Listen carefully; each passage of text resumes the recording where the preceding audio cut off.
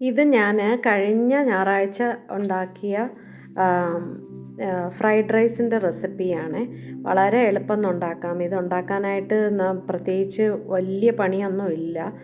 ആദ്യം പാൻ അടുപ്പത്ത് വെച്ചിട്ട് സൺഫ്ലവർ ഓയിലാണ് ഒഴിക്കുന്നത്. കുറച്ച് കൂടുതൽ ഒഴിക്കണം സൺഫ്ലവർ ഓയിൽ. എന്നിട്ട് അത് ചൂടാവുന്നത് വരെ കാത്തു നിൽക്കണം. അപ്പോൾ അതിന് മുന്നേ ആയിട്ട് നമ്മൾ ചെയ്യാനുള്ള ഒരു പ്രധാന കാര്യം എന്ന് വെച്ചാൽ ബസ്മതി റൈസ് വേവിക്കുന്നതാണ്. അപ്പം ബസ്മതി റൈസ് ഞാനൊരു 1.5 നാഴിയാണ് എടുത്തത്. ഈ 1.5 നാഴി ഞാൻ നല്ലോണം കഴുകി ഒരു 20 മിനിറ്റ്സ് കുതിർക്കാൻ വെച്ചു. കുതിർക്കാൻ വെക്കുന്ന നേരത്ത് തന്നെ ഞാൻ വേറൊരു പാത്രത്തിൽ വെള്ളം അടുപ്പത്ത് വെച്ചായിരുന്നു. കുറച്ച് കൂടുതൽ വെള്ളം, അതിൽ ഉപ്പും നാരങ്ങാനീരും കുറച്ച് സൺഫ്ലവർ ഓയിലും കൂടെ ഒഴിച്ച് ആ വെള്ളം നല്ല വെട്ടി തിളയ്ക്കുന്നവരെ കാത്തു നിന്നു. വെള്ളം നല്ല വെട്ടി തിളച്ചപ്പോൾ ഞാൻ എന്ത് ചെയ്തെന്ന് വെച്ചാൽ ഈ അരിയിട്ട് കൂടെ നിന്നു. തീ കുറച്ചിട്ടില്ല, തീ കൂട്ടി തന്നെ വെച്ചിട്ട് അടപ്പ് വെച്ച് അടയ്ക്കാതിരിക്കണം, ഇല്ലെങ്കിൽ ചോറ് കുഴഞ്ഞു പോവും. തീ കൂട്ടി വെച്ച് നമ്മൾ അടപ്പും വെക്കാതെ ഞാൻ കൂടെ നിന്ന് ഒരു 70% വേഗം ആകുമ്പോഴത്തേക്ക് ഞാൻ എന്ത് ചെയ്തു, അത് വാർത്തു. ഇനി ഇച്ചിരി വെന്ത് പോകുകയാണെങ്കിൽ നിങ്ങൾ എന്ത് ചെയ്യണമെന്ന് വെച്ചാൽ കുറച്ച് തണുത്ത വെള്ളം ഒഴിച്ചങ്ങ് വാർത്താൽ മതി. എന്നിട്ട് അത് തുറന്ന് തന്നെ വെച്ചിട്ട് ഇടയ്ക്കിടയ്ക്ക് ഇളക്കി വെച്ചാൽ ഒന്നും നമ്മൾ തട്ടി ഇങ്ങനെ പാത്രത്തോടെ ഇളക്കി വെച്ച് അത് കുറച്ചൊന്ന് തണുക്കണം. ചൂടോടുകൂടി നമ്മൾ ഫ്രൈഡ് റൈസ് ഉണ്ടാക്കിയാൽ കുഴഞ്ഞു പോവും. ചോറ് എപ്പോഴും ഇച്ചിരി തണുത്ത് തന്നെ ഇരിക്കണം. തീരെ തണുത്തില്ലെങ്കിലും ഒരു ചെറിയ ചൂട് മതി. ഇപ്പം ഇതെല്ലാം നിങ്ങൾ ശ്രദ്ധിക്കുകയാണെങ്കിൽ നിങ്ങൾക്ക് നല്ല ഫ്രൈഡ് റൈസ് ഉണ്ടാക്കിയെടുക്കാം. നമ്മൾ കടയിൽ നിന്ന് വാങ്ങുന്ന പോലത്തെ ഫ്രൈഡ് റൈസ്. എനിക്കിതിലിടാനായിട്ട് മല്ലിയിലയോ സെലറിയോ സ്പ്രിംഗ് ഓണിയനോ ഇല്ലായിരുന്നു. പക്ഷേ എങ്കിൽ പോലും നല്ല ടേസ്റ്റുള്ള ഫ്രൈഡ് റൈസായിരുന്നു ഞാൻ ഉണ്ടാക്കിയത്. അതുപോലെ തന്നെ ചിക്കൻ ഞാൻ കുറച്ച് കുരുമുളകും ഉപ്പും ഇട്ട് വേവിച്ചെടുത്തിട്ട് ഞാനത് ചെറുതായിട്ട് കട്ട് ചെയ്ത് വെച്ചു. അത് വെള്ളം ഒഴിച്ചൊന്നും വേവിക്കേണ്ട, അതിൽ നിന്ന് തന്നെ വെള്ളം ഇറങ്ങി അതിൽ തന്നെ വെന്തത്. അപ്പോൾ ഇനി പാനിൽ നമുക്ക് എന്ത് ചെയ്യാമെന്ന് വെച്ചാൽ വെളുത്തുള്ളി ഇടണം. വെളുത്തുള്ളി കുറച്ച് അരിഞ്ഞത്, കുറച്ച് കൂടുതൽ വെളുത്തുള്ളി എടുക്കുക. എന്നിട്ട് അത് നല്ലോണം മൂപ്പിക്കുക. പിന്നെ ഫ്രൈഡ് റൈസ് ഉണ്ടാക്കുമ്പോൾ വേറൊരു കാര്യം ശ്രദ്ധിക്കാനുള്ളത്, തീ കൂട്ടി വെച്ച് തന്നെ അത് ചെയ്യണം. അപ്പോൾ തീ കൂട്ടി വെച്ചതിന് ശേഷം നമ്മൾ വെളുത്തുള്ളി ഇട്ട് നല്ലവണ്ണം ഒന്ന് ബ്രൗൺ ആയി അതിൻ്റെ മണം വരുമ്പോഴത്തേക്ക് നമ്മൾ സവാള ഇട്ട് കൊടുക്കണം. ഈ സവാള കുറച്ച് മതി, കൂടുതൽ സവാള വേണ്ട, കുറച്ച് സവാള മതി. അപ്പോൾ ഒരു ചെറിയ സവാളയാണ് ഞാൻ അതെടുത്തിട്ട് അത് നല്ലോണം നല്ല ഹൈ ഫ്ലെയിമിൽ തന്നെ ഞാൻ നല്ല ഇളക്കി. അത് മൂക്കണ്ട, അതധികം മൂക്കാതെ ഒരു ഇളം പരുവത്തിന് ഒന്ന് ട്രാൻസ്ലൂസൻ്റ്, അതായത് നല്ലൊരു കണ്ണാടി പരുവം ആകുമ്പോഴത്തേക്ക് നമുക്ക് 2 മുട്ട പൊട്ടിച്ചൊഴിച്ച് ചിക്കി എടുക്കണം.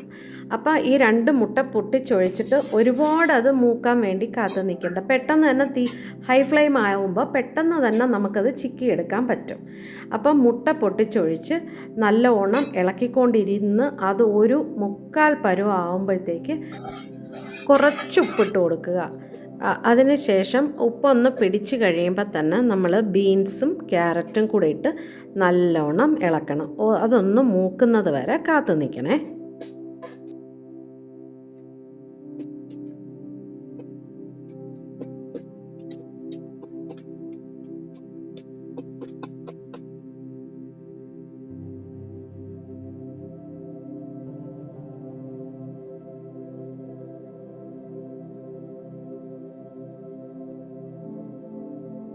ഇനി വീണ്ടും കുറച്ച് ഉപ്പ് ചേർക്കുക. ഞാൻ കുറേശ്ശെ ഉപ്പ് ചേർത്താണ് പോണത്. ഇനി അതും ചേർത്ത് കഴിഞ്ഞിട്ട് വീണ്ടും കുറച്ചുകൂടെ നേരം ഇളക്കണം. ഇളക്കിയതിന് ശേഷം വേണം നമ്മൾ ബാക്കിയുള്ള പച്ചക്കറികൾ ആഡ് ചെയ്യാം. പച്ചക്കറി എന്ന് പറഞ്ഞാൽ ബാക്കിയുള്ള ഞാൻ റെഡ് ക്യാപ്സിക്കവും ഞാൻ വെച്ചിട്ടുണ്ട്, ഗ്രീൻ ക്യാപ്സിക്കം ഞാൻ വെച്ചിട്ടുണ്ട്, പിന്നെ ടൊമാറ്റോ ഒരു ചെറിയ പുളിപ്പ് കിട്ടാൻ വേണ്ടിയിട്ടാണ്. ചെറിയൊരു ടൊമാറ്റോ എടുത്തിട്ട് അതിൻ്റെ അരിയെല്ലാം കളഞ്ഞിട്ട് കുഞ്ഞായിട്ട് അരിഞ്ഞു വെച്ചിരിക്കുന്നതും കൂടെയാണ് ഞാൻ ഇട്ട് കൊടുക്കുന്നത്. അരി വേണ്ട, അരി എടുത്ത് മാറ്റിയതിന് ശേഷമാണ് ടൊമാറ്റോ ഇട്ടത്. വീണ്ടും കുറച്ച് നേരം ഇളക്കിയതിന് ശേഷം ഞാൻ വീണ്ടും ഇച്ചിരി കൂടെ ഉപ്പിട്ട് കൊടുത്തു. ഈ ഇട്ട പച്ചക്കറികൾക്ക് ഉപ്പ് വേണമല്ലോ, അപ്പം ഞാനൊരു കുറച്ച് ഉപ്പ് വീണ്ടും ഞാൻ ചേർത്ത് നല്ലോണം ഇളക്കി യോജിപ്പിച്ചു. ഒരു 5-6 മിനിറ്റ് ആകുമ്പോഴത്തേക്ക് ഒന്നെടുത്ത് കടിച്ച് നോക്കണം പച്ചക്കറികളെല്ലാം ഒരുവിധം ആയോ എന്ന്. തീരെ പച്ചയ്ക്ക് കിടക്കുന്ന ഒരു ടേസ്റ്റ് അല്ല, അതുകൊണ്ട് അതൊന്ന് നോക്കണം. അത് നോക്കിയതിന് ശേഷം വേണം നമ്മളിനി അടുത്തതിലോട്ട് കിടക്കാനായിട്ട്. അത് കഴിഞ്ഞിട്ട് ഞാൻ വേവിച്ച് വെച്ചിരിക്കുന്ന ചിക്കൻ, കുരുമുളകും ഉപ്പും ഇട്ട് വേവിച്ച് വെച്ചിരിക്കുന്ന ചിക്കൻ അതിൽ ചേർത്ത് ഒരു 3 to 4 മിനിറ്റ്സ് വരെ നന്നായിട്ട് ഇളക്കി ആ പച്ചക്കറിയും ചിക്കനും എല്ലാം നന്നായിട്ട് യോജിച്ചതിന് ശേഷമാണ് ഞാൻ ഇനി വേവിച്ച് വെച്ച ചോറ്, അത് നല്ല തണുത്തിരിപ്പുണ്ടായിരുന്നു, അത് ചേർത്ത് കൊടുത്തു. അത് ബസ്മതി അരി, ഞാൻ നേരത്തെ പറഞ്ഞ പോലെ 1.5 നാഴി ബസ്മതി അരി എടുത്തൊരു 3/4 വേവ് വരെ ഞാൻ ചെയ്തോളൂ. അതിൽ ഞാൻ പക്ഷേ 2 ഗ്രാമ്പും കൂടി ഇട്ടായിരുന്നു. അടുത്ത സീക്രട്ട് ഞാൻ ചേർക്കുന്നതാണ് ആച്ചിയുടെ ഫ്രൈഡ് റൈസ് മസാല. അത് 10 രൂപയേ ഉള്ളൂ. നല്ല ടേസ്റ്റുള്ള മസാലയാണ്. അത് കുറേശ്ശെ ഞാൻ അതിൻ്റെ കൂടെ ചേർത്ത് ഇളക്കുമ്പോഴത്തേക്ക് അത് അപ്പോൾ എല്ലായിടവും പിടിക്കും. ആദ്യമേ തന്നെ നമ്മൾ ഒരുമിച്ച് ആ പൊടി അങ്ങോട്ട് കൊടുത്താൽ ചിലപ്പോൾ അത് കട്ടയായിട്ട് കിടക്കും. അപ്പം ഞാനൊന്നും അതെല്ലാം കൂടെ ഇളക്കി യോജിപ്പിച്ചതിന് ശേഷം വീണ്ടും കുറേശ്ശെ അതിൻ്റെ ടേസ്റ്റ്, അതുകൊണ്ടാണ് ഞാൻ ഉപ്പ് ഇച്ചിരി ഇട്ടോ, കാരണം ഇതിന് ഒരു ഉപ്പുണ്ട്. അപ്പം എല്ലാത്തിലും നമുക്ക് ഉപ്പ് പിടിച്ചാൽ മാത്രമേ ഫ്രൈഡ് റൈസിന് ടേസ്റ്റ് കാണത്തുള്ളൂ. ചോറ് വേവിച്ചപ്പോഴും ഞാൻ ഉപ്പ് ശകലം ഇട്ടാണ് വേവിച്ചത്. അപ്പം നിങ്ങളും അത് ശ്രദ്ധിച്ചോളണം. ഇനി കുറച്ച് കുരുമുളക് പൊടി, അതായത് ഒരു ടീസ്പൂണെന്ന് പറയാനില്ല, അത്രയും കുരുമുളക് പൊടി ചേർത്തിട്ട് വീണ്ടും നമ്മൾ നല്ലോണം ഈ ചോറും പച്ചക്കറിയും ചിക്കനും എല്ലാം കൂടെ നന്നായിട്ട് യോജിപ്പിക്കണം. നല്ലോണം യോജിച്ചെന്ന് തോന്നിയാൽ നമുക്ക് വീണ്ടും ഈ മസാല തന്നെ, ആച്ചിയുടെ മസാല കുറച്ചും കൂടെ ഇട്ട് കൊടുക്കാം. ഇതിനിടയ്ക്ക് നിങ്ങൾ ഒന്ന് ടേസ്റ്റ് നോക്കിക്കൊള്ളണം. അതിനെല്ലാ ടേസ്റ്റും വന്നെങ്കിൽ നിങ്ങൾ കൂടുതൽ ഈ മസാല ചേർക്കേണ്ട കാര്യമില്ല.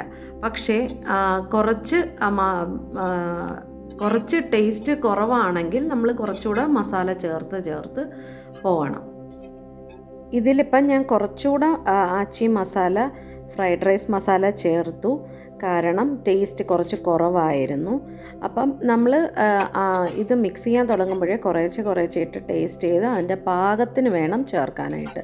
അപ്പോൾ ഇതെല്ലാം ചേർത്തു. ഇനി നോക്കിയേ, നല്ല ടേസ്റ്റും ഉണ്ട്, നല്ല ഭംഗിയുള്ള ഫ്രൈഡ് റൈസാണ് ഞാൻ ഉണ്ടാക്കിയത്. നിങ്ങൾക്ക് ഇതുപോലെ ഉണ്ടാക്കാം.